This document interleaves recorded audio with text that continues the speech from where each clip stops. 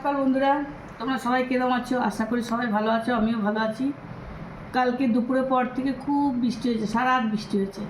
এখন হালকা রোদ উঠেছে। তো নাস্তা বানিয়েছি। আজকে কী নাস্তা বানিয়েছি? আমি খালি এই পরোটা বানিয়েছি গোল গোল করে, আর বাবু আলু ভেজেছে,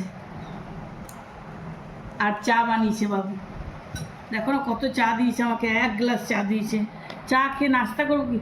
আর জোর করে একটা ডিম সিদ্ধ, নিজের জন্য করেনি, আমার জন্য ডিম সিদ্ধ করেছে। খাওয়া তো উচিত সকাল সকাল ব্রেকফাস্টে একটা তোরও ডিম। তো খাওয়া উচিত তাহলে। আমি খাবো না, আমাকে ভালো লাগছে না।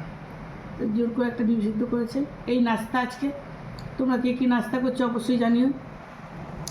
আর এখনও রান্নার কাছে বন্ধুরা যায়নি, ইচ্ছা করছে না, সত্যি বলছি, রান্না করতে একদম ইচ্ছা করছে না।